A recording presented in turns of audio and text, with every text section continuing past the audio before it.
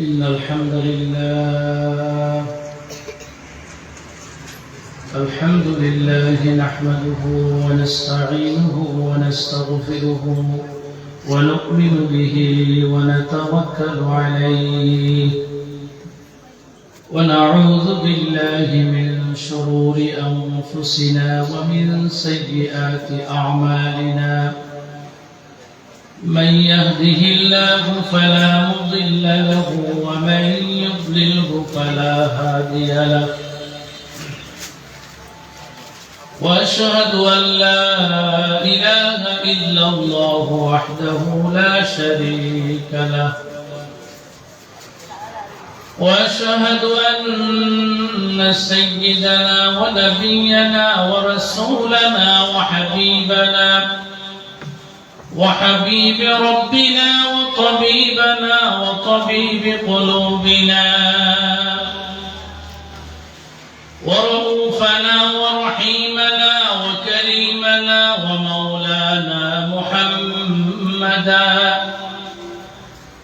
ومولانا محمدا عبد الله ورسوله صلى الله تعالى عليه وسلم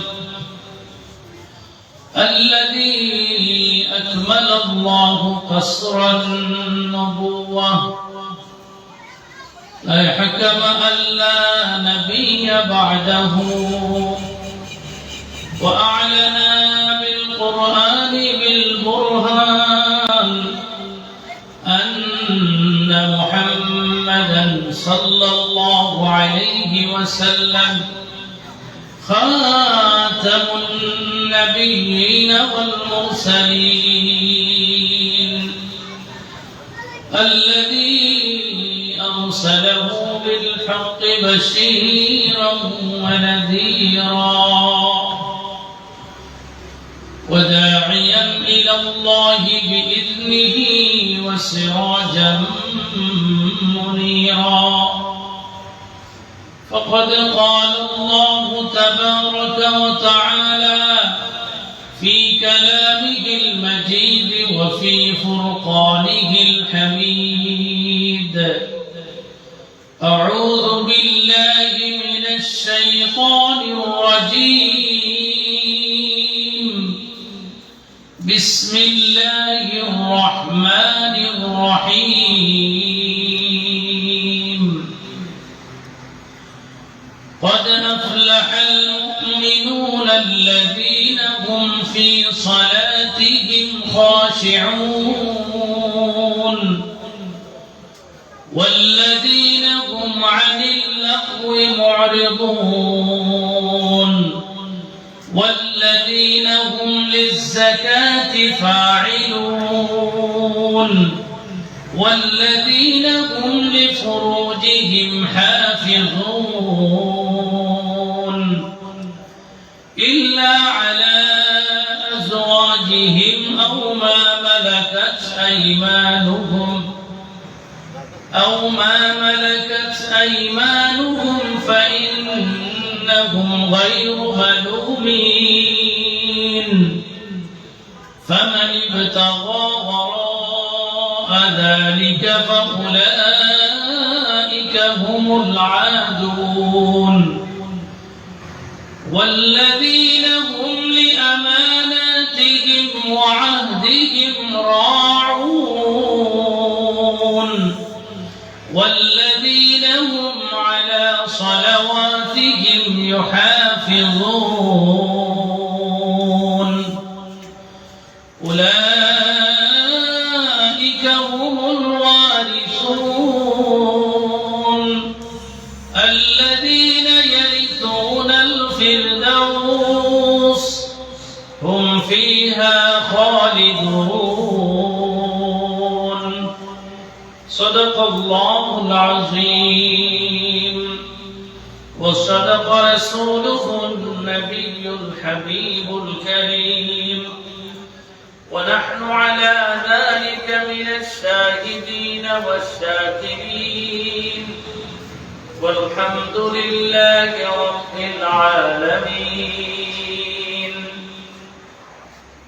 قال النبي صلى الله عليه وسلم المؤمن للمؤمن كالبنيان يشد بعضه بعضا أو كما قال عليه الصلاة والسلام. فقال تعالى في شان حبيبه ومحبوبه ومعشوقه مخبرا وآمرا إن الله وملائكته يصلون على النبي يا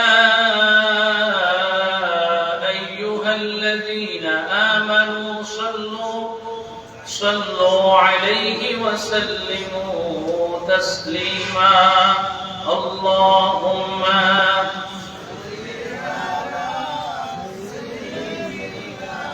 مولانا محمد وعلى آله سيدنا اللهم صل على سيدنا مولانا محمد وعلى آله سيدنا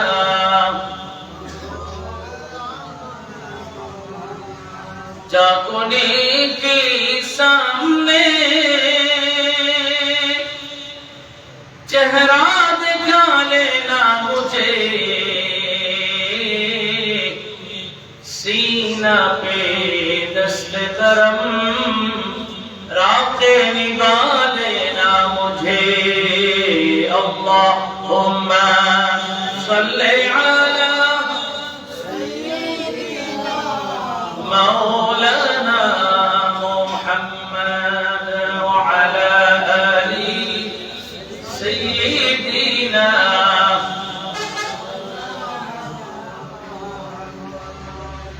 ऐ मुहम्मद हशर में साथी बना लेना मुझे रोज़े महशर दस्ते अपने से पिला लेना मुझे. अल्लाहुम्मा सय्यिदिना मौलाना मुहम्मद वअला आलि सय्यिदिना. उम्मतों में बेनवा मुझसा कोई नहीं शर्म सारम अपनी दामन में छुपा लेना मुझे. अल्लाहुम्मा सय्यिदिना मौलाना मुहम्मद वअला आलि सय्यिदिना. ला इलाहा इल्लल्लाह ला इलाहा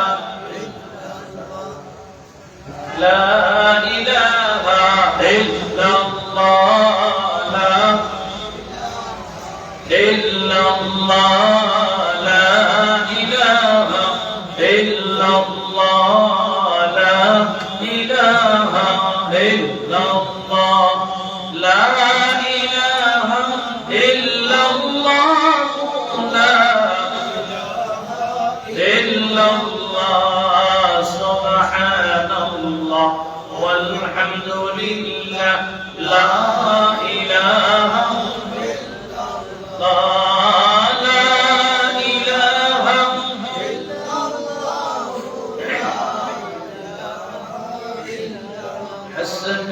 ربي جل الله ما في قلبي غير الله نور محمد صلى الله لا إله illallah, subhanallah, walhamdulillah, la ilaha illallah, la ilaha illallah, la ilaha la maqsuda illallah, la maqbula illallah, la ma'shuqa illallah, la ilaha illallah, subhanallah, walhamdulillah, la ilaha illallah,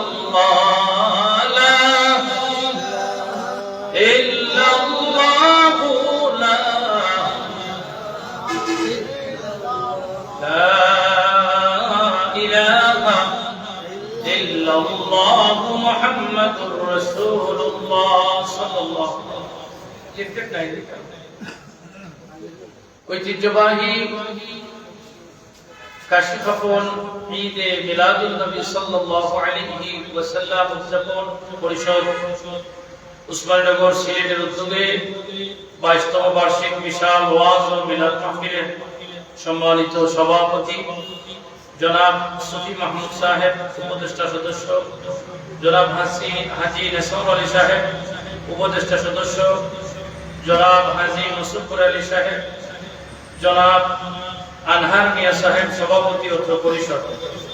আজকের এই মাহফিলে প্রধান অতিথি হিসেবে যিনি আগমন করবেন শামসুল উলামা হযরত আল্লামা ফুতুলি সাহেব রাহমাতুল্লাহি আলাইহির সুযোগ্য সাহেবজাদা হযরত আল্লামা হাফিজ ফখরুদ্দিন চৌধুরী সাহেবজাদা ফুতুলি সহ আজকের এই মাহফিলে যারা অংশগ্রহণ করবেন, যারা আলোচনা করেছেন, আল্লাহ রাব্বুল আলামিন প্রত্যেকের আশা এবং আলোচনাকে যেন কবুল আর মঞ্জুর করেন।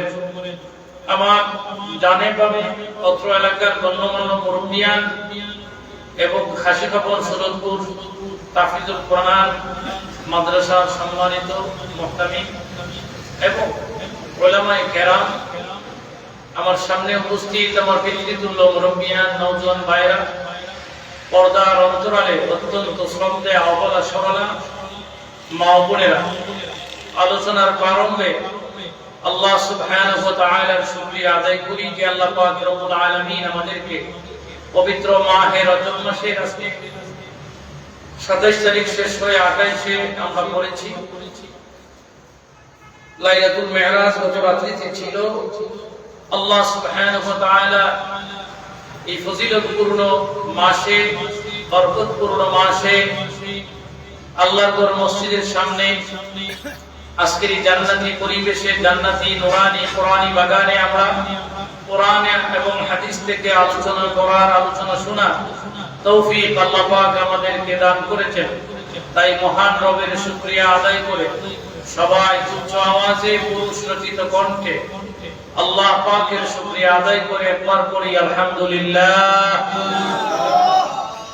লক্ষ কোটি দুরূদ ও সালাম সৃষ্টির প্রধান আকর্ষণ আফতাবে রিসালাত খতমে নবুয়ত হুজুরে পুর নূর হযরত মুহাম্মদ মুস্তাফা আহমদ মুজতবা সাল্লাল্লাহু আলাইহি ওয়াসাল্লামের উপর, যিনি আজ থেকে প্রায় ১,৫০০ বছর আগে এই পৃথিবী যখন আইয়ামে জাহিলিয়াতের অন্ধকারে নিমজ্জিত ছিল, এই পৃথিবীর মানুষের কোনো অধিকার ছিল না, মানুষে মানুষে হানাহানি গুনাগুনি, আমার মহিলা আম্মাজানদের কোনো অধিকার ছিল না। মহিলারা ছিল শুধু ভোগের সামগ্রী। মেয়ে শিশু জন্ম নিলে নিজ বাবা জীবিত অবস্থায় খবর পর্যন্ত দিত। এই আইয়ামে জাহিলিয়াতের অন্ধকার দূরীভূত করার জন্য আল্লাহ সুবহানাহু ওয়া তাআলা এমন এক মহামানবকে মনোনীত করেছেন, যিনি হচ্ছেন আশরাফুল মাখলুকাতের মধ্যে শ্রেষ্ঠ, যিনি হচ্ছেন সমস্ত নবীদের মধ্যে শ্রেষ্ঠ, যিনি হলেন ইমামুল মুরসালিন, খাতামুন নবিয়্যিন, শফিউল মুযনিবিন, রাহমাতাল লিল আলামিন, নবী মুহাম্মদুর রাসূলুল্লাহ সাল্লাল্লাহু আলাইহি ওয়াসাল্লামকে আল্লাহ রাব্বুল আলামিন আল্লাহর 30 পারা কোরআন পৃথিবীর মানুষের হেদায়েতের পথ প্রদর্শক হিসাবে, হেদায়েতের বাণী হিসাবে, হেদায়েতের কান্ডারি নবী মুহাম্মদুর রাসূলুল্লাহ সাল্লাল্লাহু আলাইহি ওয়াসাল্লামকে প্রেরণ করে এই আইয়ামে জাহিলিয়াতের অন্ধকার দূরীভূত করে যেই মানুষগুলা পৃথিবীর সবচেয়ে নিকৃষ্টতম মানুষ ছিল, এই মানুষগুলাই রাসূল আকরাম সাল্লাল্লাহু আলাইহি ওয়াসাল্লামের সাহাবাতে সবাই ইতিহাসের শ্রেষ্ঠ মহামানব রূপে রূপান্তরিত হলেন। তাই এমন এক নবী, এমন এক দিন আমরা পেয়ে আল্লাহ সুবহানাহু ওয়া তাআলার দরবারে আবারো শুকরিয়া আদায় করে সবাই পড়ে আলহামদুলিল্লাহ। সুপ্রিয় উপস্থিতি, আমরা আজকের পবিত্র ঈদে মিলাদুন নবী সাল্লাল্লাহু আলাইহি ওয়াসাল্লাম উদযাপন পরিষদের আজকের এই আয়োজন সার্থক হোক, সুন্দর হোক, সফল হোক, আমরা সবাই বলি আমিন।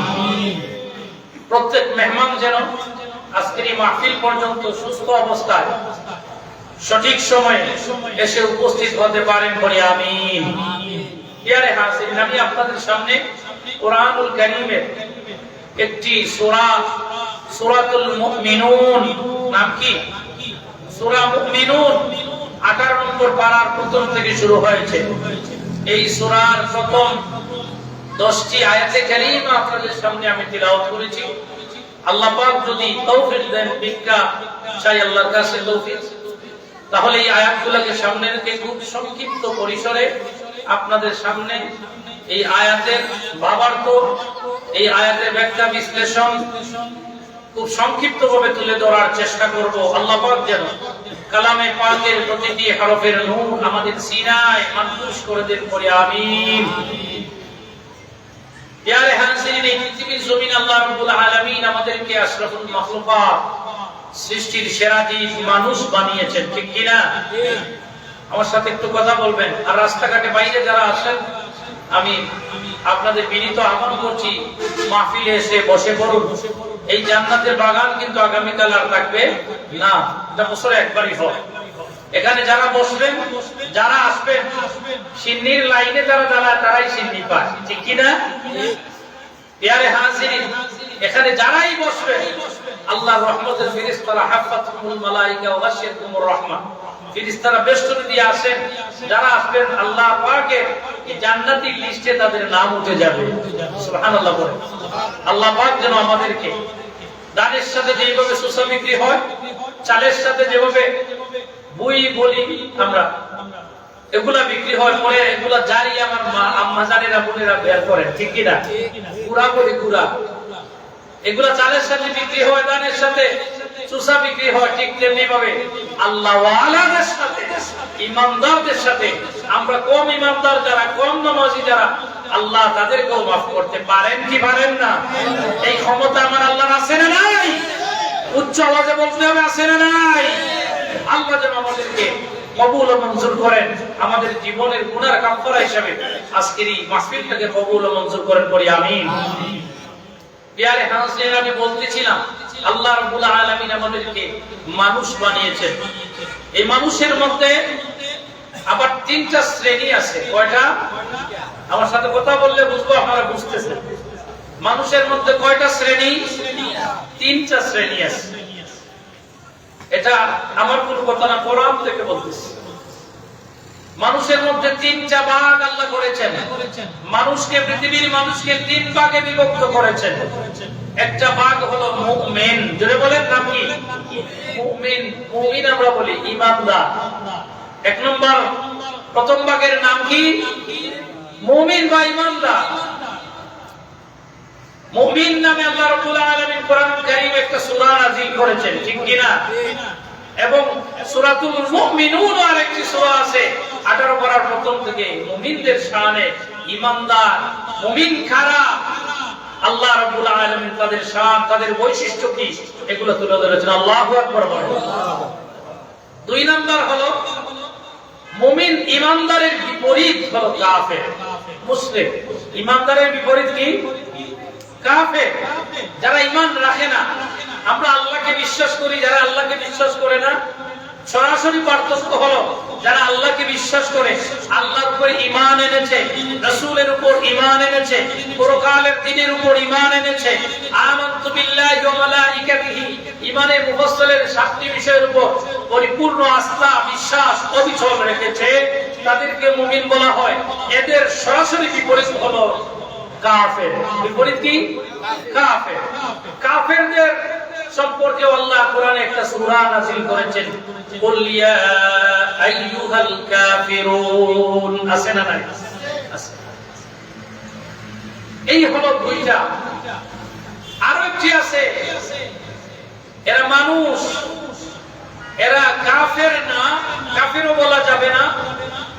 এরা আপনার আমার মতো লেবাসদারি, মাথায় পাগড়ি টুপি পাঞ্জাবি সব ঠিক আছে, দেখতে হুবহু আল্লাহওয়ালা বুজুর্গ, নামাজও পড়ে তাসবিহও আছে, সব ঠিক আছে, কিন্তু ভিতরে আছে মুনাফিক। কি আছে? মুনাফিক। ইসলামে কাফেররা ইসলামের যতটুকু ক্ষতি করেছে তার চেয়ে মুনাফিকরাই বেশি ক্ষতি করেছে, ঠিক কিনা? কেননা কাফির যারা, তাদেরকে আমরা চিনি, তাদের পরিচয় আছে, এরা কাফের। এরা মসজিদে নামাজে আসে না, এরা ঈদগাহে নামাজে আসে না, কারণ এরা আল্লাহকে বিশ্বাসই করে না। এদেরকে আমরা চিনি, এরা কাফের। কিন্তু মুনাফিককে চিনার কোনো, মুনাফিককে চিনতে আপনি পারবেন না। মুনাফিক আপনার ডান দিকে বাম দিকে নামাজে আছে, ঠিক কিনা? কিন্তু ইসলামের ক্ষতি এরা করতেছে। এদের সাথে আল্লাহ কোরআনে সূরা নাযিল করে এদের পরিচয় তুলে ধরেছেন। আল্লাহ বলেছেন, ইযা জাআকাল মুনাফিকুন ক্বালু ইন্নাকা নাশহাদু إذا جاءك المنافقون قالوا نشهد إنك لرسول الله والله يعلم إنك لرسوله والله يعلم إن المنافقين لكاذبون। মুনাফিকদের পরিচয় সূরাতুল মুনাফিকুন 28 নম্বর পারায়। তাহলে মানুষের মধ্যে কয়টা ভাগ? কয়টা? তিনটা। এই তিন ভাগ এবং এই তিন প্রকার মানুষের পরিচয় আল্লাহ কোরআনে তুলে ধরেছেন। সুবহানাল্লাহ বলেন। আসুন, আমি তিলাওয়াত করেছি মুমিনদের পরিচয়। ঈমানদার যারা, মুখে বললেই ঈমান হয় না, মুখে কালেমা পড়লাম, নামাজ মাঝে মধ্যে শুক্রবারে পড়লাম, অথবা বছরে 2 ঈদের নামাজ পড়লাম, আমি দাবি করলাম আমি ঈমানদার, আমি দাবি করলাম আমি মুমিন। আসলে আল্লাহ কি বলেন আপনি মুমিন এটা জানতে হবে, ঠিক কি না? দাবি করলেই মুমিন হওয়া যায় না, দাবি করলেই মুসলমান হওয়া যায় না। আল্লাহর কিছু বিধি নিষেধ আছে, আদেশ এবং নিষেধ আছে, কোরআনে সেগুলো আল্লাহ আমাদের জন্য তুলে ধরেছেন। সুবহানাল্লাহ। আসুন, আমার তিলাওয়াতকৃত আয়াতের মধ্যে ঈমানদার মুমিনের 7টি গুণ, 7টি বৈশিষ্ট্য আল্লাহ রাব্বুল আলামিন তুলে ধরেছেন। সুবহানাল্লাহ। এই গুণগুলো যদি আপনার মধ্যে থাকে, আমার মধ্যে থাকে, তবেই আমি মুমিন। এই গুণগুলো যদি আমার মধ্যে থাকে না, এই পরিচয়গুলো, এই বৈশিষ্ট্যগুলো যদি আমাদের মধ্যে থাকে না, তাহলে আমরা মুখে বলবো মুমিন, কিন্তু আল্লাহ রাব্বুল আলামিনের কাছে মুমিন হতে পারবো না। এজন্য আল্লাহ সূরা বাকারার শুরুতে বলে দিয়েছেন, وَمِنَ النَّاسِ مَن يَقُولُ آمَنَّا بِاللَّهِ وَبِالْيَوْمِ الْآخِرِ وَمَا هُمْ بِمُؤْمِنِينَ। আল্লাহ রাব্বুল আলামিন বলেন, পৃথিবীর মধ্যে কিছু মানুষ তারা বলে যে আমরা আল্লাহকে বিশ্বাস করি, আল্লাহর উপর ঈমান আনলাম, পরকালের দিনকেও বিশ্বাস করি, পরকালের দিনের উপর ঈমান আনলাম, কিন্তু আমার আল্লাহ বলেন এরা মুমিন হতে পারে নাই। এরা যতই বলে আল্লাহকে বিশ্বাস করে, পরকালের দিনকে বিশ্বাস করে, আল্লাহ বলেন ওয়া হুম বিমুমিনিন, এরা মুমিন না, এরা বেঈমান। ঠিক কিনা? শুধু আল্লাহকে বিশ্বাস করলে ঈমানদার হওয়া যায় না। এই পৃথিবীতে যত ধর্ম আছে প্রত্যেক ধর্মের মানুষ আল্লাহকে মানে। খ্রিস্টানরা গডকে মানে, আল্লাহকে মানে, কিন্তু আল্লাহর সাথে শিরিক করে। বলে আল্লাহর স্ত্রী হলেন মারিয়াম, নাউজুবিল্লাহ পড়ে। আল্লাহর সন্তান হলেন ঈসা, নাউজুবিল্লাহ পড়ে। তাহলে আল্লাহকে মানলে ঈমানদার হওয়া যায় না। আল্লাহকে মানার পাশাপাশি রাসূল আকরাম সাল্লাল্লাহু আলাইহি ওয়াসাল্লামের দ্বীনকে মানতে হবে, নবীর হাদিস মানতে হবে, নবীর সুন্নাহকে মানতে হবে, নবীকে জীবনের চাইতে ভালোবাসতে হবে। নবী যেভাবে বলে গেছেন, যেভাবে করে গেছেন, ইসলাম সেভাবেই চলবে। কোন শায়েখের মন মতো ইসলাম চলবে না, ঠিক না বেঠিক? নবী যেভাবে বলে গেছেন, নবীর জীবনী আমরা অনুসরণ করব, নবীর সুন্নাহ মোতাবেক আমরা জীবন যাপন করব। যদি নবীর সুন্নাহ মোতাবেক জীবন যাপন করতে পারি, তবেই হব আমরা মুমিন। সুবহানাল্লাহ। প্যারে হাজিরের জন্য আল্লাহ সূরাতুল মুমিনুনের প্রথম 7টি আয়াত, প্রথম 10টি আয়াতের ভিতরে মুমিনদের 7টি গুণ বর্ণনা করে দিয়েছেন। এই 7টা গুণ যাদের মধ্যে থাকবে, এই 7টি গুণ যাদের উপর, যাদের ভিতরে এই 7টি গুণ থাকবে, আমার আল্লাহ রাব্বুল আলামিন তাদেরকে উলাইকা হুমুল ওয়ারিসুন বলেছেন। তারাই হলো ওয়ারিস। কিসের ওয়ারিস? কিসের উত্তরাধিকারী? আল্লাহ তাদেরকে বলে দিয়েছেন পরের আয়াতে, উলাইকা হুমুল ওয়ারিসুন আল্লাযীনা ইয়ারিসুনাল ফিরদাউস হুম ফিহা খালিদুন। এরা জান্নাতুল ফিরদাউসের উত্তরাধিকারী। সুবহানাল্লাহ। তাহলে জান্নাতুল ফিরদাউসের উত্তরাধিকারী হতে হলে এই 7টা গুণ আমাদের মধ্যে থাকতে হবে। এই 7টি বৈশিষ্ট্য থাকলেই আপনি মুমিন। সুবহানাল্লাহ। আর এই গুণগুলো যাদের মধ্যে আছে তারা হচ্ছে উত্তরাধিকারী জান্নাতের। সুবহানাল্লাহ। আসুন শুরু করি ইনশাআল্লাহ। আল্লাহ যেন আমাদেরকে এই গুণগুলা নিয়েই কবরে যাওয়ার তৌফিক দেন, পরিপূর্ণ মুমিন হওয়ার তৌফিক দেন। আগেই বলি আমিন। আল্লাহ বলতেছেন, বিসমিল্লাহির রহমানির রহিম, قد أفلح المؤمنون। আল্লাহ রাব্বুল আলামিন সূরাতুল মুমিনুন শুরু করেছেন প্রথমেই এমন একটি কথা বলেছেন, যারাই সফল হয়েছে, তারাই সফলতা লাভ করেছে। সুবহানাল্লাহ। যারা মুমিন হতে পেরেছে। সফল কারা? জোরে বলেন, মুমিনরাই সফল। কারা সফল? মুমিনরাই সফল। قد أفلح المؤمنون। তারাই সফলতা লাভ করেছে যারা মুমিন হতে পেরেছে। আল্লাহ রাব্বুল আলামিন এবার বলেন, আল্লাযীনা হুম ফী সালাতিহিম খাশিউন। মুমিনদের মধ্যে প্রথম সারির মুমিন হলো, 1 নাম্বার মুমিন হলো, আল্লাহ রাব্বুল আলামিন বলেন, আল্লাযীনা হুম ফী সালাতিহিম খাশিউন। তারাই হচ্ছে মুমিন, তারাই হচ্ছে ঈমানদার, যারা ফী সালাতিহিম খাশিউন, নামাজ পড়ে একাগ্রতার সহিত, নামাজ বিনয়ের সহিত যারা নামাজ পড়ে, নামাজ বিনয় নিয়ে, একাগ্রতা নিয়ে, আল্লাহর রাজি খুশি নিয়ে যারা নামাজ পড়ে আল্লাহকে খুশি করার জন্য, 1 নম্বরের মুমিন হলো তারা। সুবহানাল্লাহ পড়ে। মুমিনদের প্রথম গুণই হলো মুমিনরা বিনয়ের সহিত, একাগ্রতার সহিত, নামাজ ভদ্রতার সহিত এমন ভাবে তারা নামাজ পড়ে যেমন একজন আসামি আল্লাহর সামনে দাঁড়িয়ে আছে। সুবহানাল্লাহ পড়ে। তাহলে মুমিনের প্রথম গুণই হলো নামাজ পড়া এবং নামাজ সুন্দর করে আদায় করা। সুবহানাল্লাহ পড়ে। প্যারে হাজিরিন, আল্লাহ রাব্বুল আলামিন অন্য আয়াতে বলেছেন, হাফিজু আলাস সালাওয়াতি ওয়াস সালাতিল উসতা ওয়া কুমু লিল্লাহি কানিতিন। হে মুমিনেরা, তোমরা নামাজের হেফাজত করো, বিশেষ করে উসতা নামাজের হেফাজত করো। উসতা এসেছে ওয়াসাতুন থেকে, মধ্যবর্তী নামাজ, আসরের নামাজের হেফাজত করো। এরপরে আল্লাহ বলেন, ওয়া কুমু লিল্লাহি কানিতিন। আর তোমরা আল্লাহর সামনে বিনয়ের সহিত নম্রতার সহিত ভদ্রতার সহিত নামাজে দাঁড়াও। সুবহানাল্লাহ। নামাজে কিভাবে দাঁড়াবো? নম্রতার সহিত আসামির মতো আল্লাহর সামনে দাঁড়াবো। সুবহানাল্লাহ।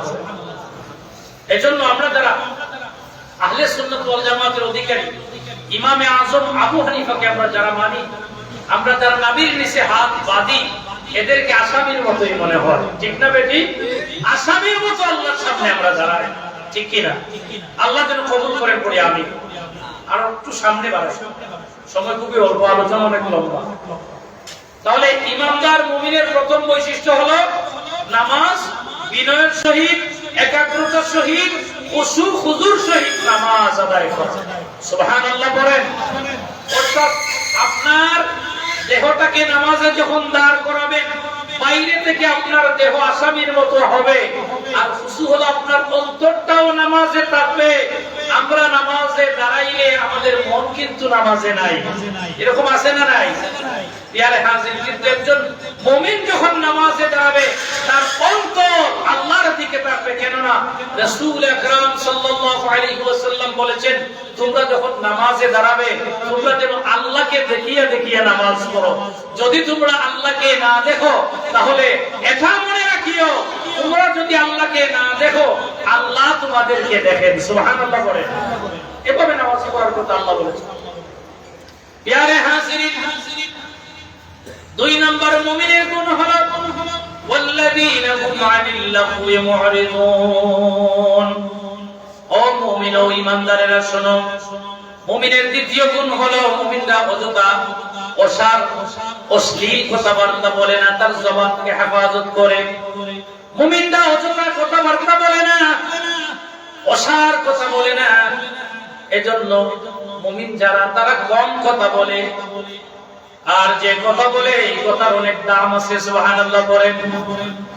এজন্য মুমিন যারা তাদের প্রত্যেকটা কথা হিসাব করে করে বলবে, কারণ এই জবানের দ্বারা কিয়ামতের দিন আল্লাহর কাছে মানুষ আসামি হয়ে যাবে।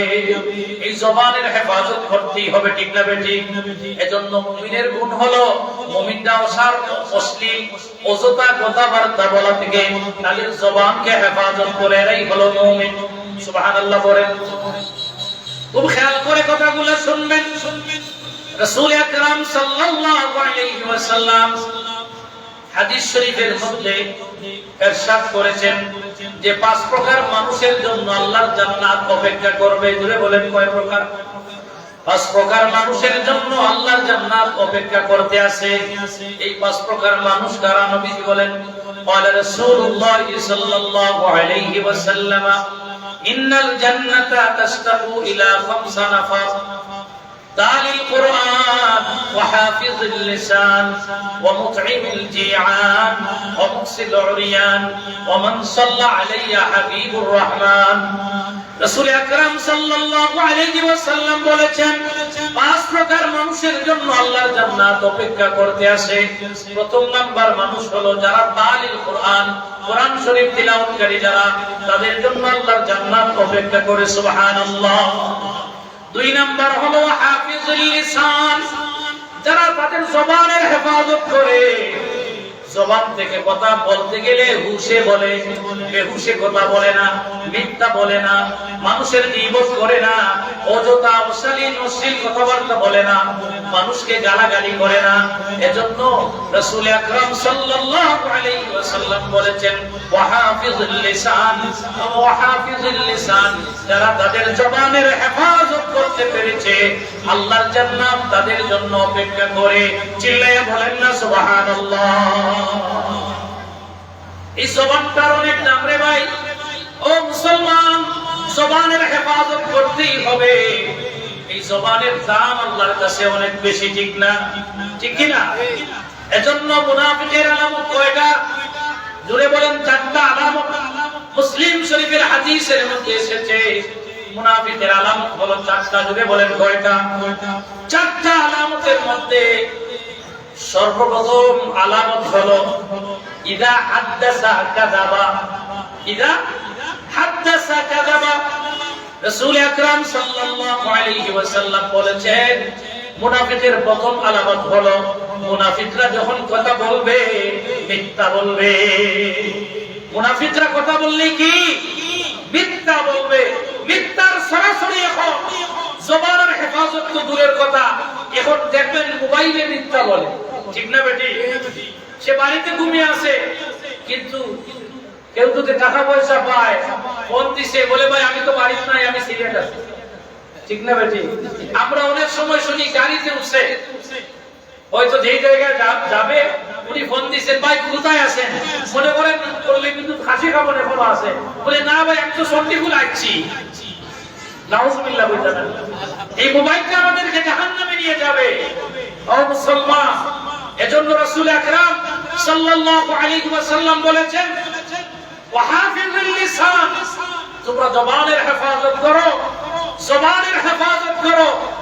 অযথা অশ্লীল কথাবার্তা থেকে, মিথ্যা কথাবার্তা থেকে এবং মানুষের গীবত থেকে, মুনাফিকি থেকে তোমাদের জবানকে হেফাজত রাখো। যদি জবানের হেফাজত করতে পারো তাহলে আল্লাহর জান্নাত তোমার জন্য অপেক্ষা করে। সুবহানাল্লাহ। এরপরে নবীজি বলেন, ওয়া মুতঈমিল জিয়ান, যারা এতিমকে খাবার দান করে, এতিমকে কাপড় পরায়, অমুকসিল উলিয়ান, এবং যারা এতিম এসির গরীব ফকিরকে যারা কাপড় পরিধান করায়, এই দুই গুরু মানুষের জন্য আল্লাহর জান্নাত অপেক্ষা করে। সুবহানাল্লাহ। ওমান সাল্লা আলাইয়া হাবিবুর রহমান, আর যারা রাসূল আকরাম সাল্লাল্লাহু আলাইহি ওয়াসাল্লামের উপর দুরূদ শরীফ পাঠ করে, এই দুরূদ শরীফ পড়নেওয়ালা মানুষদের জন্য আল্লাহর জান্নাত অপেক্ষা করে। সুবহানাল্লাহ। আর জোরে বলেন। তাহলে মুমিনের প্রথম গুণ হলো মুমিনরা খুশু খুজুর সহিত, একাগ্রতার সহিত নামাজ আদায় করে। দুই নাম্বার গুণ হলো মুমিনরা অসার অযথা অশ্লীল কথাবার্তা থেকে তারা তাদের জবানের হেফাজত করে। এটাই হলো মুমিনের পরিচয়। মুমিনের গুণে দুইটা গুণ। তিন নাম্বার গুণ হলো والذين هم للزكاة فاعلون, আর তারাই হচ্ছে মুমিন, তারাই হচ্ছে ঈমানদার, যারা তাদের যাকাত হিসাব করে করে যাকাত আদায় করে। সুবহানাল্লাহ বলেন। ও মুসলমান, আল্লাহ আপনাদেরকে সম্পদ দান করেছেন, ধনী বানিয়েছেন। ঈমানদারের পরিচয়, মুসলমানের পরিচয় হলো যাদের ধন আছে, সম্পদ আছে, যাকাত যাদের উপর ফরজ হয়ে গেছে, তারা যেন হিসাব করে করে যাকাত আদায় করে। এটাই হলো ঈমানদারের বৈশিষ্ট্য, মুমিনের পরিচয়। আল্লাহু আকবার বলেন। প্রিয় হাজিরিন, আমি সংক্ষিপ্তভাবে বলে যাচ্ছি, ব্যাখ্যা বিশ্লেষণ করলে অনেক, এক একটা আয়াতের ব্যাখ্যায় এক এক ঘন্টা লাগে, ঠিক কি না? সময় খুবই কম। তাহলে যাকাত যাদের উপর ফরজ করেছেন, আল্লাহ যাদেরকে মাল দিয়েছেন, তারা যাকাত হিসাব করে আদায় করবেন। আমরা লামসাম একটা দিয়া দিলাম, যে এত সম্পদ আল্লাহ দিয়েছেন, না দিলে মানুষে কি তা কইব? আচ্ছা দুই একটা চ্যানেল দেখো, এখন তো অনলাইনের যুগ, দুই একটা চ্যানেল দেখিয়ে তাজুল বাজারও চেয়ারম্যান আরো ইমাম সাহেব, বাজার ইমাম সাহেব কইলা দুয়ারটা তো করা লাগবো। আর চ্যানেল আনিয়া মায়া টিভিও আর যেই টিভিও আনিয়া কিছু যাকাত, অমুক সাগর পক্ষটা কি, অমুক ফাউন্ডেশনের পক্ষটা কি, কিছু যাকাত আদায় হইল, ঠিক না? হায় হায়, ও মুসলমান, যাকাত এরকম দেওয়ার বিষয় নাই, এরকম মানুষ দেখাইয়া নাম ফুটানির কোনো বিষয় নাই। আল্লাহ রাব্বুল আলামিন কোরআনুল কারীমের দ্বিতীয় সূরা, সূরা বাকারার প্রথম দিকেই আল্লাহ বলেছেন, الذين يؤمنون بالغيب ويقيمون الصلاة ومما رزقناهم ينفقون ومما رزقناهم ينفقون। তারাই হচ্ছে মুমিন, তারাই হচ্ছে ঈমানদার, যাদেরকে আমি আল্লাহ রিজিক দান করেছি, সম্পদের মালিক বানিয়েছি। আমি আল্লাহ যে সম্পদ দিয়েছি, যে মাল তাদেরকে আমি আল্লাহ দিয়েছি। কে দিয়েছেন? যদি স্বীকার করে, কে দিয়েছেন মাল? আল্লাহ দিয়েছেন। এই বাড়ির মালিক, এই গাড়ির মালিক, এই বাসার হাজার কোটি টাকার মালিক আপনি হয়েছেন। ও মুসলমান, এক মিনিট আপনার জীবনের কোনো ভরসা নাই। আজকে যদি প্রাণ পাখিটা চলে যায়, কালকে এই সম্পদের মালিক আপনি হবেন না, আপনার সন্তানেরা। ঠিক না? ও মুসলমান, তাহলে আল্লাহ বলেছেন ওমিম্মা রাযাকনাহুম ইউনফিকুন, আমি তোমাদেরকে মালের মালিক বানিয়েছি, আমি তোমাদেরকে রিজিক দান করেছি। যেই রিজিক আমি দিয়েছি, যেই মাল আমি দিয়েছি, এই মাল থেকে যারা আমি আল্লাহর রাস্তায় খরচ করে, আল্লাহর রাস্তায় দান করে, তারাই হচ্ছে মুমিন। সুবহানাল্লাহ। তাহলে যাকাত সঠিকভাবে আদায় করা, এই যাকাতটা আপনি দিতেছেন যাদেরকে, আপনি মনে করেন তাদেরকে আপনি দয়া করতেছেন, অনুগ্রহ করতেছেন। আসলে কথা এরকম না। কথা হলো আপনার সম্পদকে পবিত্র করতে হলে, আপনার মালকে আল্লাহর রাস্তায় রাখতে হলে, আপনি নিজে জান্নাতে যেতে হলে এই মাল পবিত্র করতে হবে। আর মাল পবিত্র করতে হলে এই মাল থেকে হিসাব করে আপনাকে যাকাত আদায় করতে হবে। অর্থাৎ আপনি জাহান্নাম থেকে নিজেকে বাঁচানোর জন্যই যাকাত আদায় করতেছেন। কাউকে অনুগ্রহ, কাউকে দয়া করেন না। একজন ফকির, মিসকিন, এতিমের হক হলো আপনার যাকাতের উপর। ঠিক না বেটি? এটা তাদের হক। আপনাকে ধনী বানাইছেন আল্লাহ, আপনাকে অনুগ্রহ করেছেন, আপনাকে দয়া আল্লাহ করেছেন, এজন্য সম্পদ আল্লাহ আপনাকে দিয়েছেন। ঠিক না বেটি? এজন্য মুমিনের পরিচয়, ঈমানদারের পরিচয় হলো ওয়াল্লাযীনা হুম লিয-যাকাতি ফাঈলুন। ঈমানদার তারা, মুমিন তারা যারা তাদের সম্পদ হিসাব করে করে যাকাত আদায় করে। সুবহানাল্লাহ। ইয়ারে হাজিরিন, তাহলে যাকাত তাদের উপর খরচ হয়ে গেছে, এরা লামসাম যাকাত দিলে চলবে না। যাকাত হিসাব করে করে, পাই পাই করে করে যাকাত আদায় করতে হবে। এটাই হচ্ছে ইসলামের বিধিবিধান, এটাই হচ্ছে আল্লাহর নির্দেশ। যদি মানেন তাইলে আপনারই লাভ, যদি মানেন না তাহলে আপনার লস। এই সম্পদ আপনাকে জাহান্নামে নিয়ে যাবে। ঠিক না বেটি? এই সম্পদ আপনাকে কোথায় নিয়ে যাবে? জাহান্নাম। এখন আপনি জান্নাতে যাইতে চান যদি, তাহলে হিসাব করে যাকাত দিয়েন। আর যদি জাহান্নামে যাইতে চান, তাহলে আপনার যা ইচ্ছা আপনি সব খেয়ে ফেলেন, আমার কোনো সমস্যা নাই, কারণ আমি যাকাতও খাই না। আমি যাকাত পারলে দেই, আমিও বাঁচতে চাই, আপনাদেরকেও বাঁচাতে চাই। এটা হচ্ছে উলামায়ে কেরামের দায়িত্ব। ইয়া আইয়ুহাল্লাযীনা আমানু কু আনফুসাকুম ওয়া আহলিকুম নারা, হে ঈমানদারেরা, হে বিশ্বাসীরা, তোমরা আমার জাহান্নাম থেকে বাঁচো, তোমাদের আহল পরিবার, আত্মীয় স্বজন, গ্রামবাসী সবাইকে বাঁচাও। এই দায়িত্ব ঈমানদারের। সুবহানাল্লাহ পড়ে। এজন্য আমাদের বলতে হয়। প্যারে হাজির আসুন, এটা হলো ঈমানদার মুমিনের তৃতীয় পরিচয়, যাকাত আদায় করা। 4 নাম্বার পরিচয় মুমিনের, 4 নাম্বার বৈশিষ্ট্য হলো ওয়াল্লাযীনা হুম লিয-যাকাতি ফাঈলুন ওয়াল্লাযীনা হুম লিফুরুজিহিম হাফিজুন।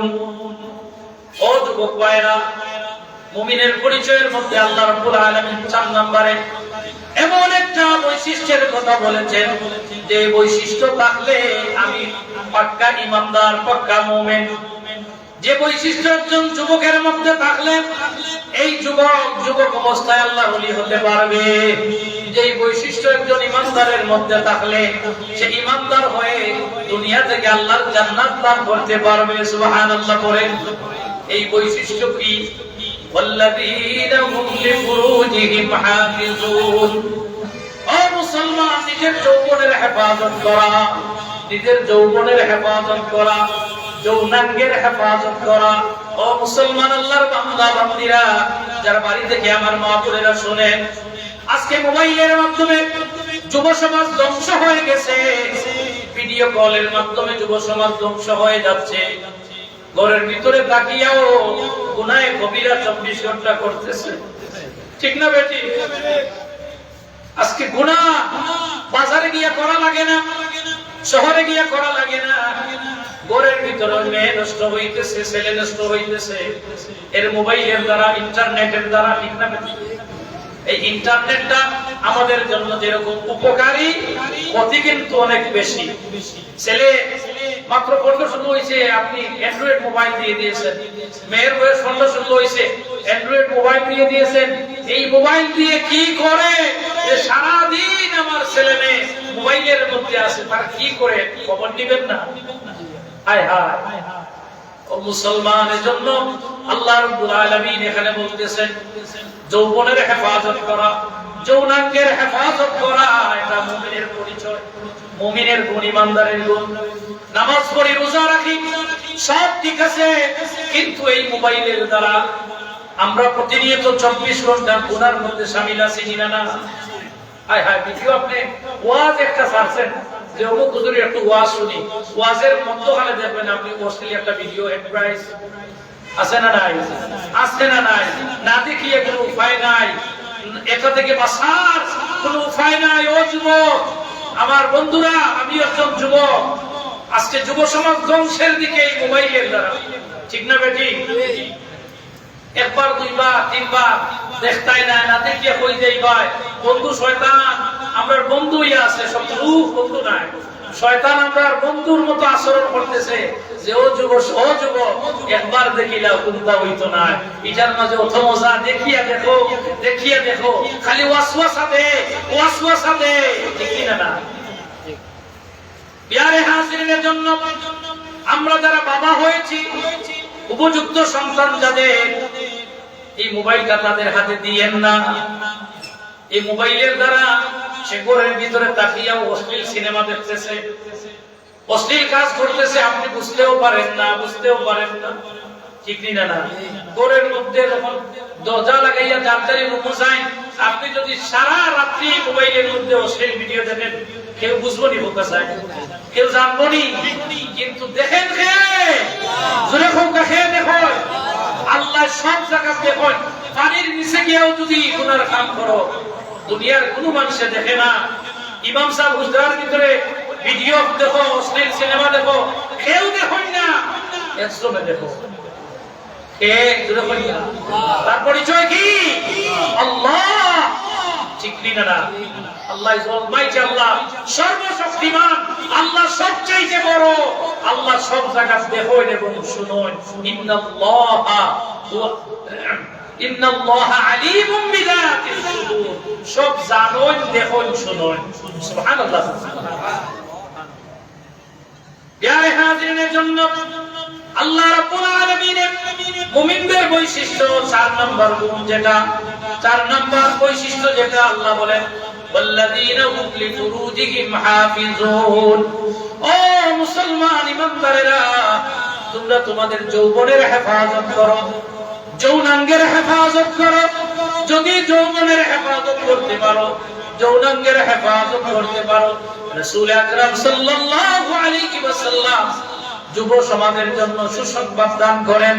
ও যুবক, একজন যুবক যদি এশার নামাজের পরে জামাতের সহিত নামাজ আদায় করিয়া ঘুমাইয়া যায়, আর সে যদি ফজরের নামাজ আবার জামাতে আদায় করে, তাহলে সারা রাত্রি নফল ইবাদত করার সওয়াব ঘুমাইলেও আল্লাহ তাআলা আমলনামায় দান করেন। সুবহানাল্লাহ। কেন? এই যুবক চাইলে সারা রাত্রি গুনার কাজ করতে পারতো, ঠিক কিনা? এই যুবক চাইলে গানে যাইতে পারতো, এই যুবক চাইলে কোন গুনার মধ্যে শামিল হইতে পারতো, কিন্তু গুনাহ না করিয়া এশার নামাজ জামাতে আদায় করে ঘুমাইয়া গেছে, আবার ফজরের নামাজ জামাতে আদায় করে মধ্যখানে সারা রাত্রি ঘুমাইছে। এই যে গুনাহ সে করে নাই, এজন্য আমার আল্লাহ খুশি হইয়া সারা রাত্রি তার আমলনামায় নফল ইবাদতের সওয়াব দান করেন। জোরে সুবহানাল্লাহ বলতে ইচ্ছা হয় না? একটু জোরে কই না সুবহানাল্লাহ।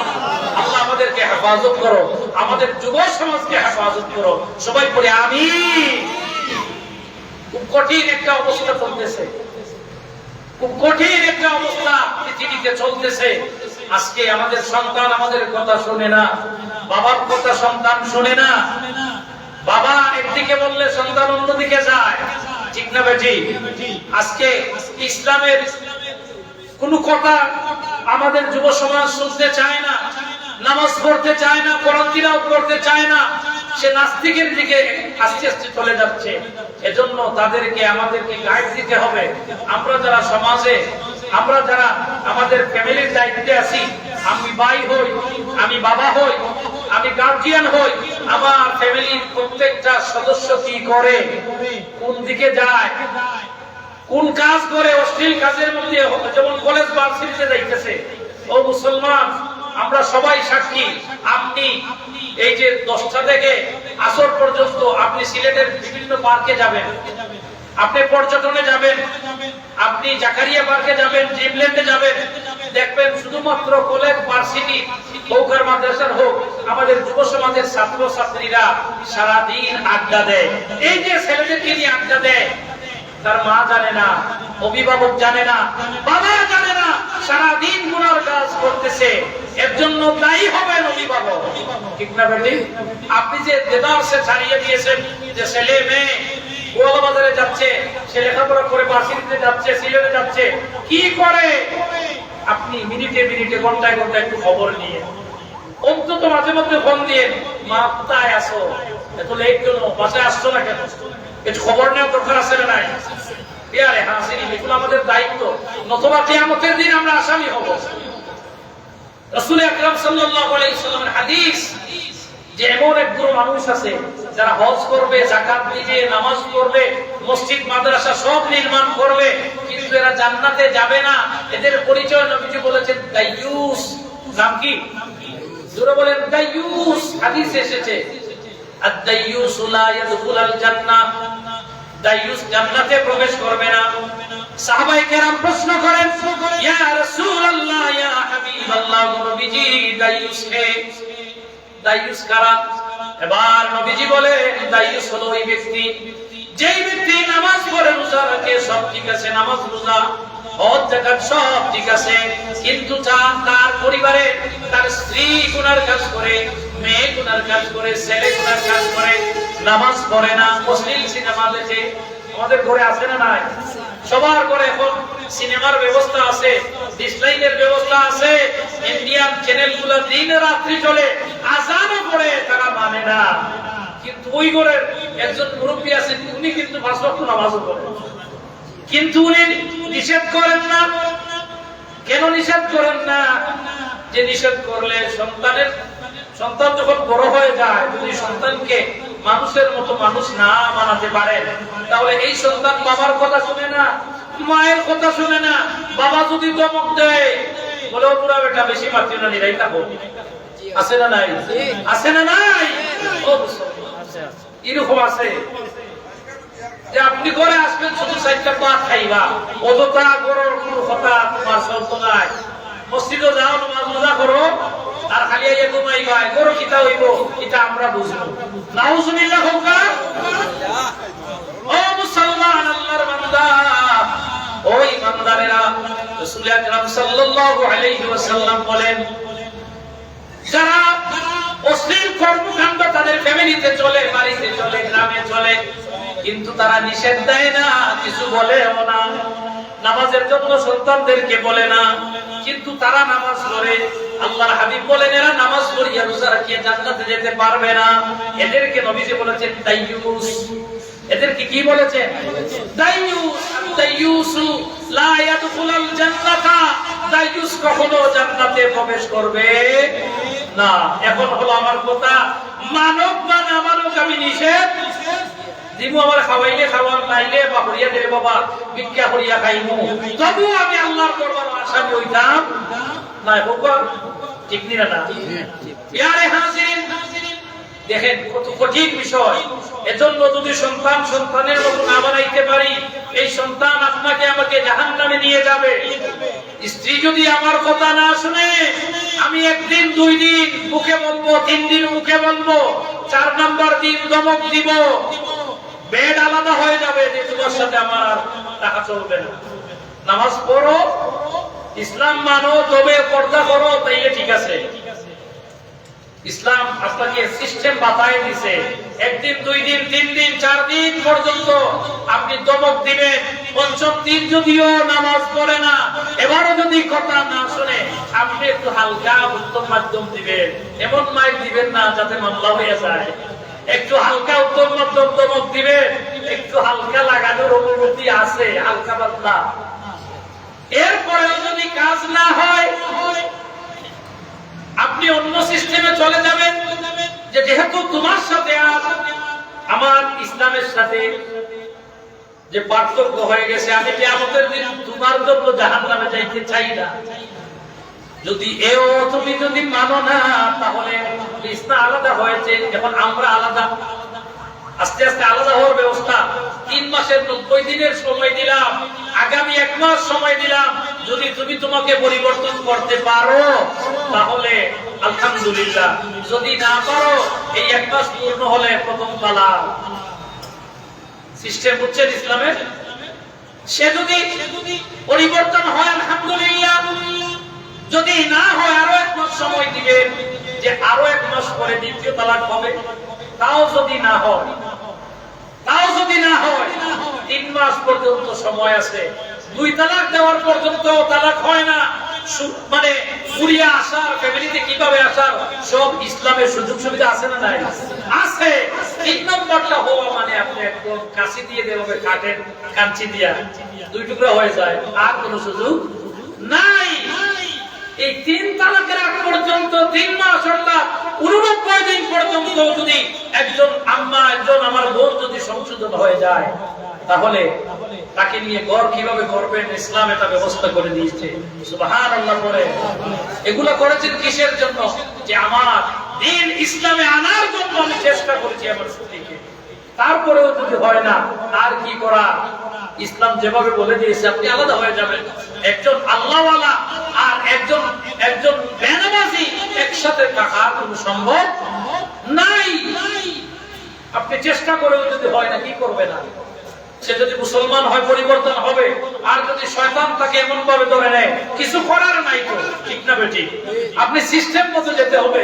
আপনি প্রথম দিন যদি রাগ করিয়া একসাথে 3টা হইলেন, তাহলে আপনাকে আল্লাহর দরবারে আসামি হওয়া লাগবে। সিস্টেম মতো চলে যাবে। জি জি জি, 2 পক্ষ অবশ্যই হচ্ছে। প্যারে হাজিরিন, এটা বললাম 1 পক্ষ, 2 পক্ষও আছে। একজন আম্মা, আমার স্ত্রীকে যখন আমি গ্রহণ করলাম, এই স্ত্রীর ভরণ পোষণের সব দায়িত্ব আমার, ঠিক না বেটি? পর্দায় রাখার দায়িত্ব আমার, তার যা কিছু প্রয়োজন আছে সব মেটানোর দায়িত্ব একজন পুরুষের।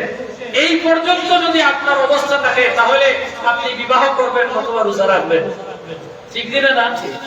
এই পর্যন্ত যদি আপনার থাকে, তাইলে আপনি বিয়ে করবেন অথবা রোজা রাখবেন। এটা এসেছে হাদিসে। প্যারে হাজিরিন, এখন আসুন আমাদের পরিবারের প্রত্যেক ছেলে হোক, মেয়ে হোক, আমার স্ত্রী হোক, আমার মা হোক, আমি যেহেতু আর রিজালু কাওয়ামুনা আলান নিসা, কোরআনুল কারীম সূরা নিসার মধ্যে আল্লাহ বলেছেন পরিবারের প্রধান, পরিবার কে চালাবেন আল্লাহ কোরআনে বলে দিয়েছেন, প্রধান হবেন একজন পুরুষ। কে হবেন? আর রিজালু কাওয়ামুনা আলান নিসা, মহিলাদেরকে পরিচালনা করবেন, পরিবার পরিচালনা করবেন একজন পুরুষ। সুবহানাল্লাহ পড়ে। প্যারে হাজিরিন, তাহলে এই পুরুষকে এই দায়িত্ব নিতে হবে। শুধু একা একা আপনি নামাজ পড়লেন, মসজিদে আসিয়া 5 ওয়াক্ত নামাজ কায়েম করলেন, আপনার স্ত্রী নামাজ পড়লো না, আপনার সন্তান নামাজ পড়লো না, ছেলে নামাজ পড়লো না, মেয়ে নামাজ পড়লো না, আপনার বৌমা নামাজ পড়লো না, কিন্তু আপনি কোনো খবরও রাখেন না, তাহলে আপনার পরিচয় নবীজি বলছেন আত-তাইয়ুস। আপনার পরিচয় কি? তাইয়ুস। আত-তাইয়ুস লা ইয়াদখুলুল জান্নাহ। আমরা কি তাইয়ুস হতে চাই? তাইয়ুস হয়ে কখনো জান্নাতে যাওয়া যাবে না। এজন্য আপনি আপনার পরিবারকে কিভাবে চালাবেন, কিভাবে নামাজি বানাবেন, এই সন্তানদেরকে শুধুমাত্র যুবক বয়সে আপনি নামাজের কথা যদি বলেন, সে তো কথা শুনবে না। একটি গাছ যখন চারা রোপণ করেন, এই থেকে যদি আপনি পানি দেন, সোজা রাখেন, আপনি যদি একটা বাঁশ বান্ধিয়ে দেন সোজা হয়ে ওঠার জন্য, তাহলে এটা সোজা হয়ে উঠবে, ঠিক না বেটি? আর একজন সন্তানকে যখন আপনি রাসূল আকরাম সাল্লাল্লাহু আলাইহি ওয়াসাল্লাম বলেছেন, সন্তানকে জন্ম দেওয়ার পর থেকে নিয়ে আপনি কখন কি করবেন, এটা ইসলামে আছে না নাই? সব কিছু ইসলামে আছে। প্রথমেই হলো আপনি সন্তান জন্ম নেওয়ার পরে কানে আযান দিবেন, তার সুন্দর একটা নাম রাখবেন, ইসলামী নাম রাখবেন। আমরা তখন ইসলামী নাম না, ইন্ডিয়া সিরিয়াল দেখি আমার মায়েরা তারা নাম রাখেন, পরে দেখা যায় এটা মুসলমানের কোনো নামই নাই, ঠিক না? প্যারে হাজিরিন, কিয়ামতের দিন নামের জন্য শুধুমাত্র একটু মানে মুসলমান জাহান্নামে যাবে। আবার শুধুমাত্র সুন্দর নামের জন্য কিয়ামতের দিনে একজন মুসলমান আল্লাহর কাছে এমন পছন্দনীয় হবে, আল্লাহ চাইলে জান্নাত দিতেও পারেন। তাহলে নাম রাখাটা একটা গুরুত্বপূর্ণ বিষয় কিনা? গুরুত্বপূর্ণ বিষয়। নাম রাখবেন, এই সন্তানকে ইসলামী লাইনে আপনি প্রথমে কালিমা একটু শিখাবেন, ইংলিশ মিডিয়ামে পড়ান, কেজিতে পড়ান, কোনো সমস্যা আমাদের নাই। তবে তাকে দ্বীনি শিক্ষা দিতে হবে। কোন শিক্ষা? দ্বীনি শিক্ষা তাকে দিতে হবে। তলাবুল ইলমি ফারিদাতুন আলা কুল্লি মুসলিম। রাসূলুল্লাহ সাল্লাল্লাহু আলাইহি ওয়াসাল্লাম বলেছেন, তলাবুল ইলমি ফারিদাতুন আলা কুল্লি মুসলিম। প্রত্যেক মুসলমানদের জন্য ইসলাম জানা, কোরআন জানা, নামাজ রোজা জানা প্রত্যেক মুসলমানদের জন্য ফরজ। সুবহানাল্লাহ পড়েন। এজন্য যতটুকু নামাজ পড়তে যে সূরাগুলো প্রয়োজন, যে মাসলা মাসাইল জানার প্রয়োজন, যেভাবে শুদ্ধ করে জানা প্রয়োজন, এগুলা জানা প্রত্যেক মুসলমানের উপর ফরজ। কিন্তু আপনি একদিনও কোরআন শিক্ষা দিলেন না, নামাজ রোজা শিক্ষা দিলেন না, এই সন্তান আপনাকে তো জাহান্নামে নিয়ে যাবে। কারণ আপনি তাকে তৈরি করেছেন সেইভাবে। কিয়ামতের দিন রাসূল আকরাম সাল্লাল্লাহু আলাইহি ওয়াসাল্লাম বলেছেন যে একগুলো সন্তানেরা কিয়ামতের দিন আল্লাহর সামনে তারা মা বাবার উপর মামলা দায়ের করবে। কাদের উপর? মা বাবার উপর মামলা দায়ের করবে যে আল্লাহ, আমরা তো দ্বীন জানি না, আমাদেরকে আমাদের মা বাবা দ্বীন শিক্ষা দেয় নাই, আমাদের মা বাবা আমাদেরকে কি করেছেন? নামাজ রোজা শিক্ষা দেন নাই। এরকম মুসলমানের বাচ্চা বাংলাদেশে আছে না নাই? যে নামাজ জানে না, নামাজ কিভাবে পড়তে হয় জানে না, ঘন্টার নিচে যে একজন ছেলে কাপড় পরিধান করলে এটা হারাম এটাও জানে না। ঠিক না? না ঠিক। ছেলেদের যেভাবে পর্দা আছে মহিলাদেরও পর্দা আছে। আমরা মনে করি শুধু মহিলারা পর্দা করবে, আমাদের পর্দা নাই। আমাদেরও পর্দা আছে, আমাদেরও কাপড় পরিধানের সুন্নত আছে। আছে না নাই? আছে। একজন মুসলমান যদি ছেলে হয়, তার নাভি থেকে নিয়ে হাঁটুর নিচ পর্যন্ত 24 ঘন্টা ঢাকিয়ে রাখা এটা ফরজ। এটা কি ফরজ? আর তার শরীর কতটুকু ঢাকিয়ে রাখবে? আমরা যেভাবে পরে আছি এটা হচ্ছে পোশাকের সুন্নাত। ঠিক কি না? লিবাসুস সুন্নাহ আছে, লিবাসুস তাকওয়া আছে। লিবাসুস সুন্নাহ আছে, লিবাসুত তাকওয়া আছে। এই আমরা হুজুররা যেভাবে আছি এটা হচ্ছে লিবাসুস সুন্নাহ, নবীর সুন্নাতের লিবাস। আর অনেকে যারা প্যান্ট পরছেন, শার্ট পরেছেন, আপনারা জামা পরেছেন, এটা সুন্নাহ না, তবে লিবাসুত তাকওয়া। লিবাসুত তাকওয়া। যদি কোনটার নিচে কাপড় না যায় আর কি, কোনটার নিচে কাপড় ছেলেরা পরিধান করা হারাম, যদি বলেন কি পুরুষেরা কোনটার টাকুর নিচে কাপড় পরা কি হারাম, আর মহিলারা টাকু খোলা রাখা হারাম। কথা বুঝছেন? অর্থাৎ আম্মাজানেরা পায়ের পাতা থেকে নিয়ে একদম চুল পর্যন্ত একটা চুল যেন দেখা না যায়, পরিপূর্ণ পর্দা করা এটা তাদের উপর ফরজ। আল্লাহ যেন আমাদের মা বোনদেরকে এবং আমাদের যুব সমাজকে পর্দা করার তৌফিক দেন, এবং আমরা যেন আমাদের যৌবনের এবং যৌনাঙ্গের হেফাজত করতে পারি। বলি আমিন। আসুন আমার সামনে সময় আজান কত? আজান কত?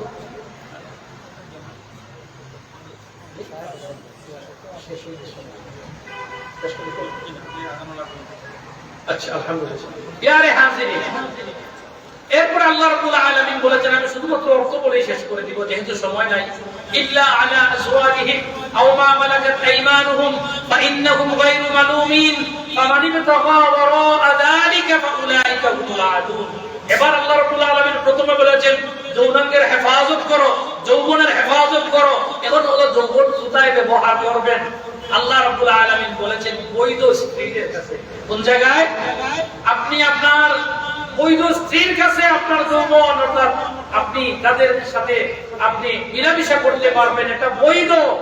এবং আল্লাহ রাব্বুল আলামিন বলেছেন ফামানি বিতাকা ওয়ারা'a যালিকা ফাউলাইকা হুমুল আদুন। অর্থাৎ তখনকার যুগে ছিল যারা, তখন মানুষ বিক্রি হতো, দাস দাসীর যুগ ছিল, দাসীদের সাথেও মিলামিশা করা জায়েজ ছিল তখনকার যুগে। এর পরবর্তীতে মাদানী যুগে রাসূল আকরাম সাল্লাল্লাহু আলাইহি ওয়াসাল্লামের কাছে আয়াত নাযিল হয়ে দাসী প্রথা যেটা এটা বিলুপ্ত হয়ে গেছে।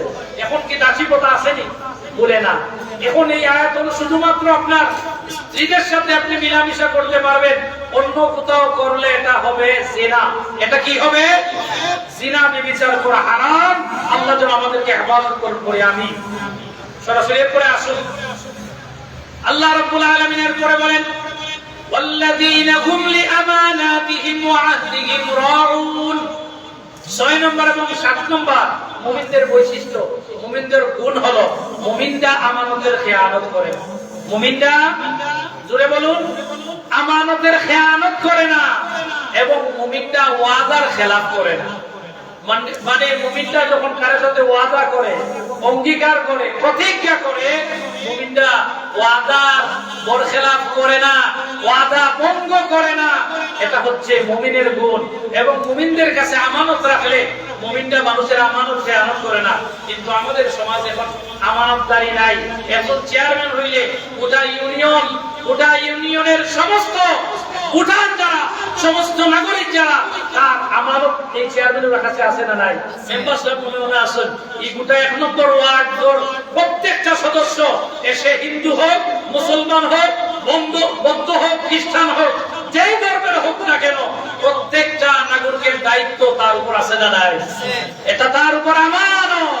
প্রধানমন্ত্রী আমানত গোটা 17 কোটি হোক আর 18 কোটি মানুষ হোক, প্রত্যেকটা মানুষ সে যদি বোকা থাকে তাহলে একজন প্রধানমন্ত্রী কিয়ামতের দিন আল্লাহর কাছে জবাবদিহিতা করা লাগবে। ঠিক না বেটি? একজন এমপি তার গোটা 2টা আসন যদি হয়, 2টা থানা, তাহলে এই 2টা থানার মধ্যে একটা মানুষ যদি না খেয়ে মারা যায়, ঠান্ডার শীতের কাপড়ের জন্য মারা যায়, এমপি সাহেব কিয়ামতের দিন আল্লাহর কাছে দায়ী হবেন কিনা? তাহলে চেয়ারম্যানিতে, এমপিতে, চেয়ারম্যান বলেন, মেম্বারে বলেন, আসতে হলে বসে আসা দরকার যে আমি প্রত্যেকটা মানুষের অধিকার আমার উপর, আমি অধিকার পালন করতে পারবো কিনা। প্রত্যেকটা মানুষের আমানত আমার উপর সুপর্দ করা হয়েছে। এই আমানতের জন্য যদি আমাকে কিয়ামতের দিন আল্লাহ আসামি বানায়, আমি তো ছুটতে পারবো না। ঠিক না বেটি? এজন্য আল্লাহ ওয়ালা হওয়ার কথা। প্রিয় হাজিরিন, তাহলে এই 7টা বিষয়, কয়টা বিষয়? এই 7টা বিষয়। শেষ বিষয় হলো ওয়াল্লাযীনা হুম আলা সালাওয়াতিহিম ইউহাফিজুন। প্রথম গুণ ছিল নামাজ, শেষ গুণ আবার বলছেন যারা নামাজের হেফাজত করবে। কিসের হেফাজত? নামাজের হেফাজত যারা করবে তারাই হচ্ছে মুমিন। আর মুমিন যদি এই 7টা গুণ যদি তাদের ভিতর থাকে, উলাইকা হুমুল ওয়ারিসুন আল্লাযীনা ইয়ারিসুনাল ফিরদাউস। আল্লাহ বলতেছেন আমি আল্লাহ রাব্বুল আলামিন তাদেরকে জান্নাতের ওয়ারিস, জান্নাতের উত্তরাধিকার বানিয়ে দিলাম। সুবহানাল্লাহ। আমরা যেভাবে দুনিয়াতে বাবা মারা গেলে সন্তান কেউ লিখে দেওয়া লাগে না, উত্তরাধিকার সন্তান অটোমেটিক পেয়ে যায়, ঠিক তেমনি ভাবে এই গুণগুলো যাদের ভিতর থাকবে এরা জান্নাত লিখিয়ে দেওয়ার কোনো প্রয়োজন নাই। আল্লাহ রাব্বুল আলামিন তাদেরকে জান্নাতের উত্তরাধিকার বানিয়ে দিয়েছেন। সুবহানাল্লাহ। আল্লাহ যেন আমাদেরকে এই 7টা গুণ আমাদের মধ্যে, যাতে যেগুলা নাই আমরা আজকে বললাম শুনলাম, আল্লাহ রাব্বুল আলামিন আমাদের মধ্যে যেগুলার কমতি আছে আল্লাহ আমাদেরকে পরিপূর্ণ করে দাও। আল্লাহ রাব্বুল আলামিন যেন পরিপূর্ণ ঈমানদার মুসলমান হওয়ার তৌফিক আমাদেরকে দান করে করি। আমিন। ওয়া আখিরু দাওয়ানা আলহামদুলিল্লাহি রাব্বিল আলামিন। সাল্লাল্লাহু আলা সাইয়্যিদিনা ومولانا محمد وعلى آله وأصحابه وسلم. استغفر الله إن الله غفور رحيم. استغفر الله إن الله غفور رحيم. استغفر الله ربي من كل ذنب وأتوب إليه. لا حول ولا قوة إلا بالله العلي العظيم. لا إله إلا الله محمد رسول الله صلى الله عليه وسلم. الحمد لله رب العالمين والعاقبة للمتقين والصلاة والسلام على سيد الأنبياء والمرسلين وعلى آله وأصحابه أجمعين. ربنا ظلمنا أنفسنا وإن لم تغفر لنا وترحمنا لنكونن من الخاسرين. رب ارحمهما كما ربياني صغيرا. رب ارحمهما كما ربياني صغيرا. وللمؤمنين والمؤمنات والمسلمين والمسلمات الأحياء منهم والأموات إنك أنت مجيب الدعوات. والله خير حافظا وهو أرحم الراحمين. রব্বুল আলামিন আকরামুল আকরামিন আল্লাহ আজকের এই মাহফিলকে তুমি কবুল আর মঞ্জুর ফরমাও। এই মাহফিল যারা হাটিয়া কাটিয়া টাকা পয়সা দিয়া পরামর্শ দিয়া যেভাবে সহযোগিতা করিয়া আজকের এই মাহফিল যারা সাজিয়েছেন আল্লাহ প্রত্যেকের জীবনের গুনাহগুলি মাফ করো আল্লাহ। এলাকার জিন্দা মুর্দার জন্য আজকের এই মাহফিলটা নাজাতের ওসিলা বানাইয়া দাও আল্লাহ। আমরা যারা হাত ধরেছি আমাদের জীবনের গুনাহগুলি মাফ করো, আমাদের জিন্দা মুর্দা মা বাবারে মাফ করো আল্লাহ। আমাদের কবরবাসী মুর্দেগানদেরকে মাফ করো আল্লাহ রব্বুল আলামিন। আমাদের উপর হকদার तमाम কবরবাসীকে মাফ করো। অনেক বিমারীদের দোয়া দরখাস্ত দেশে বিদেশে বাড়িয়ে করে হাসপাতালে ক্লিনিকে আমরা এই জামাতে যত বিমারি আছে আল্লাহ শিফা কুল্লে আজিলা কামিলা নসিব ফরমাও। আজকের এই মাহফিল শুরু থেকে শেষ পর্যন্ত কবুল আর মঞ্জুর ফরমাও আল্লাহ। প্রবাস থেকে যারা সহযোগিতা করেছেন আল্লাহ প্রত্যেক প্রবাসীদেরকে আল্লাহ তুমি হেফাজতে রাখো, প্রত্যেকের জায়েজ মাকাসিদ পুরা করো আল্লাহ রব্বুল আলামিন। মরণের আগে মরণের সামাল জোগাড় করার তৌফিক দাও। মন্দ সময় দৌলত ঈমান দান করিও, খাতিমা বিল খায়র নসিব ফরমাইও।